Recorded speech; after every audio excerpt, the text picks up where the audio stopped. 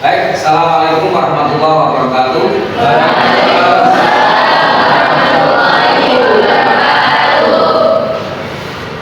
Baik, teman-teman semua yang kami banggakan, sebelum kita akan mulai, saya tanya dulu, apakah kalian sehat-sehat semua? Alhamdulillah.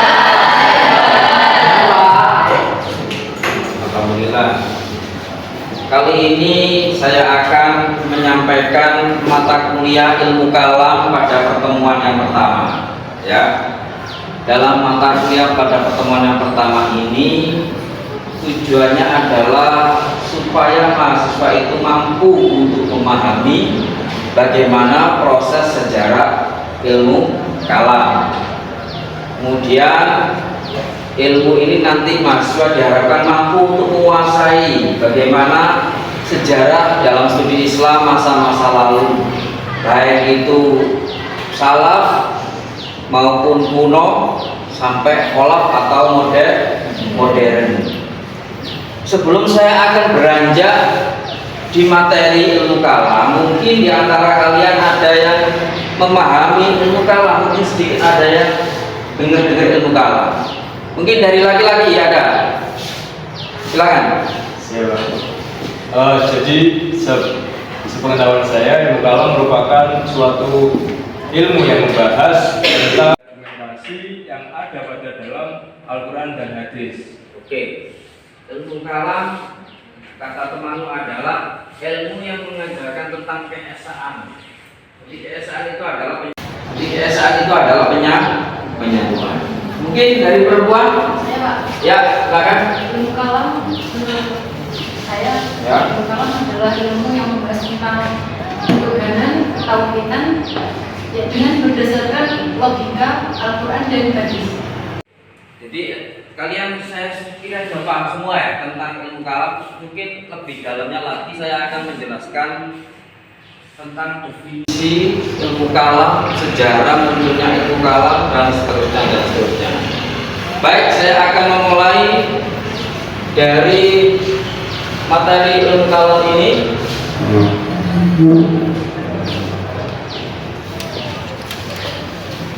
Ilmu kalam seperti kata orang-orang atau umumnya masyarakat dalam memahami ilmu kalam, yakni tidak ada suatu cabang ilmu yang di dalamnya paling banyak pertentangan dan paling banyak perbedaan pendapat selain ilmu kalam. Ilmu kalam tidak memuaskan orang pintar dan tidak memberi manfaat kepada orang bodoh. Jadi ilmu kalam itu intinya adalah ilmu yang unik. Terjadi banyak persepsi, terjadi banyak pandangan antara masyarakat atau manusia atau orang satu dengan orang lain. Jadi ilmunya sangat luas, artinya sangat alternatif dari masing-masing tentang apa itu ilmu kalam. Jadi ilmu kalam itu menurut persepsi masyarakat berbeda, tidak utuh, ya, tidak utuh. Selanjutnya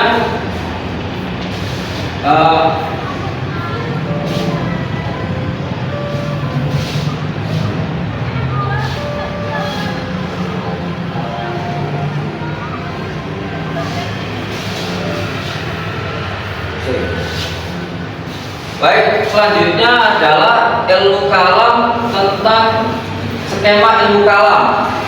Skema ilmu kalam diantaranya dibentuk melalui Islam, iman, ihsan. Ya, Islam, iman, ihsan. Islam mewakili rukun Islam atau mewakili akidah atau syariat. Kemudian iman mewakili akidah. Kemudian ihsan mewakili akhlak atau apa? Ihsan ini mewakili akhlak atau perilaku atau etika. Ya. Terus kemudian pengertian ilmu kalam ini antara tidak masuk. Jadi pengertian ilmu kalam sendiri secara lughawi atau secara makna, artinya ilmu kalam secara bahasa itu adalah ungkapan atau ucapan atau perkataan, itu secara bahasa. Karena bahasa dari kalam itu artinya bicara atau ungkapan, itu secara makna bahasa. Kalau secara makna istilah adalah ilmu yang mengajarkan tentang keesaan Allah atau keesaan Tuhan melalui kaidah-kaidah usuliyah. Kaidah usuliyah, dimaksud kaidah usuliyah apa? Kaidah usuliyah itu adalah kaidah di mana termaktub di dalam Al-Quran dan hadis. Itu yang disebut pengertian ilmu kalam. Selanjutnya langsung kita masuk pada ruang lingkup ilmu kalam. Ruang lingkup ilmu kalam dalam hal ini adalah mengkaji 3 faktor yang paling utama. Di antaranya bagaimana proses keberadaan Tuhan. Yang kedua adalah proses penciptaan alam. Yang ketiga adalah proses penciptaan manusia. Proses keberadaan Tuhan yakni menunjukkan kita diajarkan bahwa segala sesuatu itu berasal dari Tuhan. Itu. Kemudian yang kedua, ruang lingkupnya bagaimana kita diajarkan proses penciptaan alam semesta. Bagaimana penciptaan malaikat, bagaimana penciptaan surga neraka, dan seterusnya. Yang ketiga, ruang lingkupnya adalah membahas tentang proses penciptaan manusia. Selanjutnya, untuk penamaan ilmu kalam. Penamaan ilmu kalam ini banyak. Di antaranya adalah ada ilmu tauhid. Di ilmu kalam itu ada yang mengatakan ilmu tauhid. Ilmu kalam ada yang mengatakan munculnya ada lagi yang paling kuat adalah abad kedua. Abad pertama itu pada era Rasulullah. Khairul ilmu usul atau usuliyah, ya, ilmu usuliyah. Kemudian ada yang menamakan ilmu akidah, ilmu kalam, ilmu usuluddin, ilmu tauhid, dan ilmu akidah sama-sama disebut ilmu kalam. Dengan ilmu kalam, ada yang masuk dalam ilmu tauhid, itu juga disebut ilmu kalam. Jadi banyak penamaan-penamaan tentang ilmu tauhid, ilmu kalam. Selanjutnya ilmu kalam ada disebut sebagai usuluddin. Usuluddin jamak dari asul, artinya dasar. Ini dasar-dasar agama. Kalau ibarat bangunan itu adalah fondasi. Dalam Islam yang paling mendasar adalah syahadat. Di dalam beragama itu yang paling utama dan mendasar itu adalah membaca 2 kalimat syahadat. Selanjutnya ilmu tauhid. Tauhid berasal dari lafaz wahada, artinya mengesahkan. Wahada yuwahidu tauhidan. Wahada itu wazan fa'al yufa'il. Wahada yuwahidu tauhidan. Tauhid pengesahan. Kemudian ilmu kalam disebut sebagai ilmu akidah atau aqaid. Aqaid jamak dari akidah yang artinya dogma. Karena itu ilmu akidah adalah ilmu yang mempelajari dogma-dogma. Dogma itu adalah semacam doktrin, penguatan daripada ilmu agama. Selanjutnya lahirnya ilmu kalam. Lahirnya ilmu kalam ini dalam tradisi intelektual adalah upaya yang dilakukan oleh masyarakat beragama untuk menemukan permasalahan-permasalahan yang berkaitan dengan akal dalam masyarakat tertentu dan mencoba menyelaraskan hubungan antara akal dengan apa yang disebut wahyu. Saya ambilkan dari Muhsin Mahdi.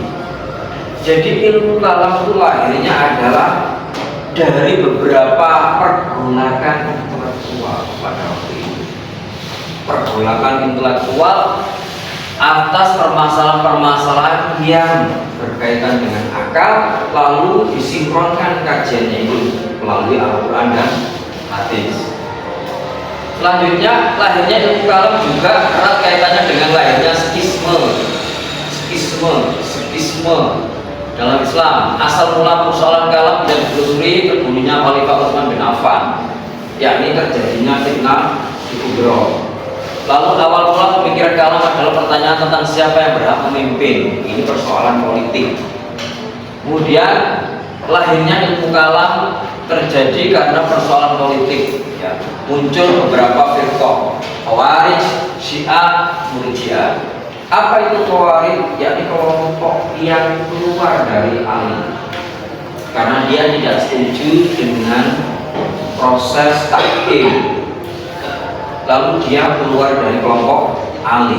Yang kemudian yang kedua kelompok Syiah. Syiah ini orang fanatik Ali, orang yang mendukung Ali, orang yang sangat ngefan kepada Ali. Apapun kondisinya, keputusan Ali selalu didukung oleh Syiah. Lalu kemudian Murji'ah. Kelompok ini pecahan dari beberapa dari Khawarij maupun Syiah. Kelompok Murji'ah ini artinya muroja atau orang yang mengharapkan. Jadi kelompok ini tidak mementingkan kalau amalnya, tapi lebih mengutamakan iman. Jadi amal itu bagi dia tidak seperti amal. Yang penting iman. Kemudian terus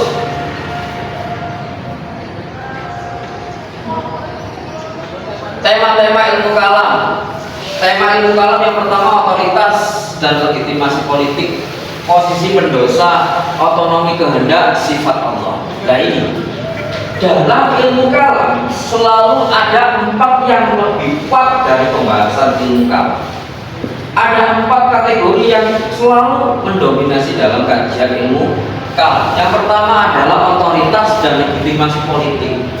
Otoritas itu maksudnya gimana?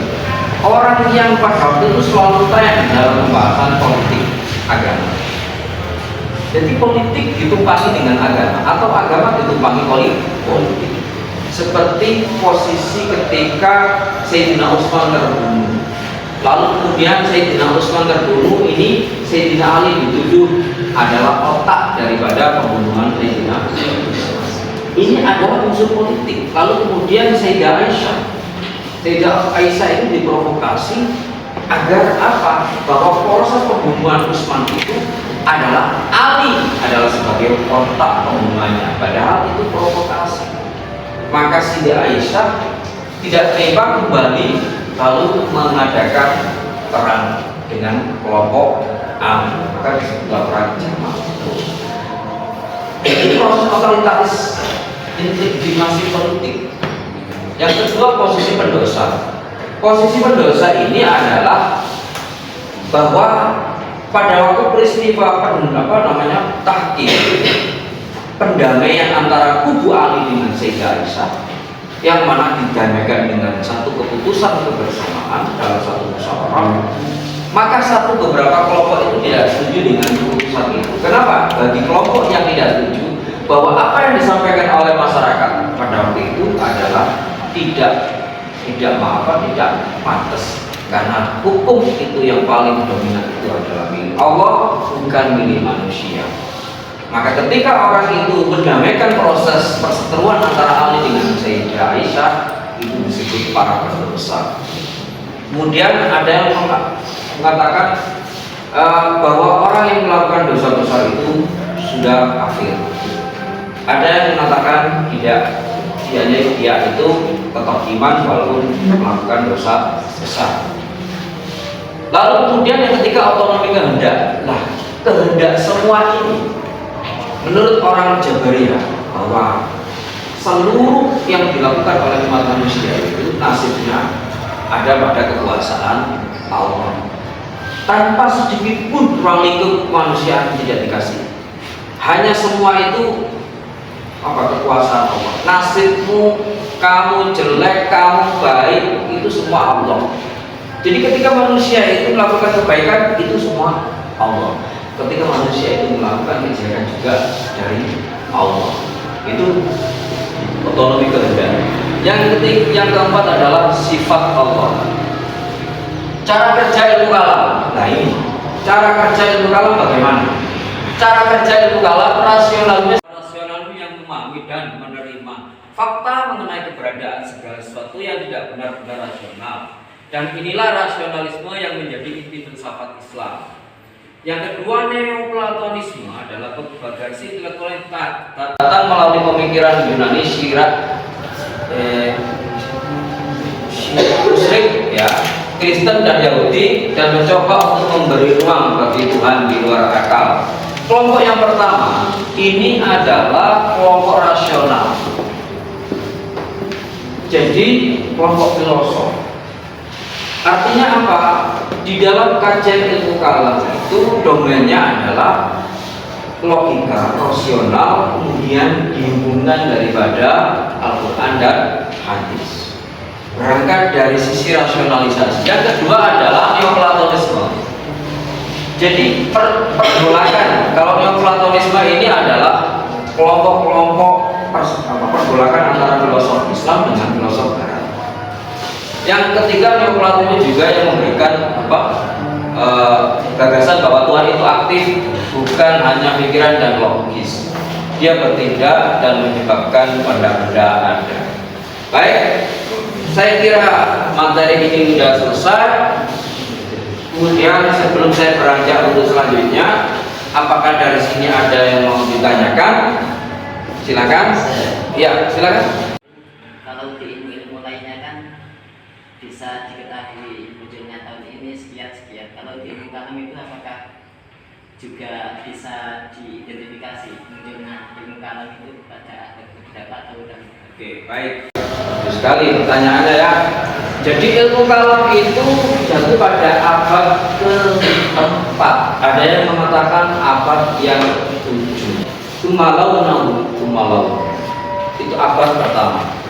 Ini abad pada era Rasulullah, sahabat-sahabat. Setelah Rasulullah meninggal, pasca Rasulullah, dihunilah para sahabat itu pada abad pertama akhir. Pada abad kedua itu adalah pada eranya tabi'in pertama. Maka di situ pergolakan antara terbunuhnya Utsman, terbunuhnya Ali, sampai terbunuhnya Hasan Hussein. Malah muncul pergolakan itu. Awalnya itu adalah faktor politik, tetapi lama-kelamaan lebih condong pada faktor akidah. Akidah dan dosa besar itu. Itu ya, Mas. Yang kedua siapa? Oke, silakan Mbak. Saya akan bertanya Pak, apa yang melatar belakangi munculnya ilmu kalam ini dalam Islam? Iya. Pertanyaan sangat mendasar. Jadi, apa yang melatar belakangi munculnya ilmu kalam itu adalah dari beberapa gesekan pemikiran atau pergolakan pemikiran pada waktu itu. Awalnya itu ilmu kalam tidak ada, cuma hanya urusan-urusan kelompok yang tidak setuju antara penyelesaian perdamaian antara Sayyidina Ali dengan Sayyidah Aisyah. Di situ muncullah orang yang tidak setuju, yakni disebut sebagai kelompok Khawarij. Setelah kelompok Khawarij mengatakan bahwa perdamaian itu tidak layak dilakukan oleh manusia karena hukum dia memutuskan sendiri. Bagi Khawarij keputusan itu tidak sah. Kenapa? Yang sah hanya milik Allah. La hukma illallah. Pada dasarnya itu urusan itu. Tetapi semakin kesini, semakin berkembang, maka muncullah pada abad Bani Umayyah, maka pergolakan tentang konsep dosa, pergolakan konsep kehendak, pergolakan konsep sifat-sifat Allah mulai muncul pada abad kedua itu. Jadi memang dilatar belakangi oleh fitnah al-kubra tadi, Mbak. Dilatar belakangi oleh munculnya Sayyidina Ali dengan Sayyidah Aisyah. Kalau Sayyidina Utsman kenapa tidak? Karena Sayyidina Utsman tidak ada persoalan-persoalan politik, tapi lebih persoalan mekanisme sistematika penulisan Al-Quran. Yang namanya Zaid bin Sabit diperintah oleh Sayyidina Utsman untuk menulis utuh, maka di dalam Al-Quran itu disebut sebagai Mushaf Utsmani. Setelah itulah beralih kepada Sayyidina Ali, muncul mulai ada satu indikasi-indikasi pecah. Sebenarnya para kelompok ulama-ulama ini tidak mau membahas tentang Ali. Kalau ulama yang lebih kolot tidak mau membahas Ali. Kenapa? Karena bagi dia itu adalah sangat aurat. Tahu aurat ya? Aurat itu kayak orang membuka auratnya sendiri. Nggak boleh, itu nggak boleh diceritakan. Katanya begitu. Itu sama dengan menjatuhkan atau melemahkan para sahabat. Tetapi itu hanya kelompok-kelompok terkecil. Itu bagi orang-orang Syiah nggak mau ceritakan. Baik, saya kira mata kuliah ini cukup dari sini, dan marilah kita tutup bulan ini dengan bacaan surah Al-Fatihah. Mudah-mudahan apa yang kita pelajari sore hari ini mendapatkan barokah dan manfaat. Amin.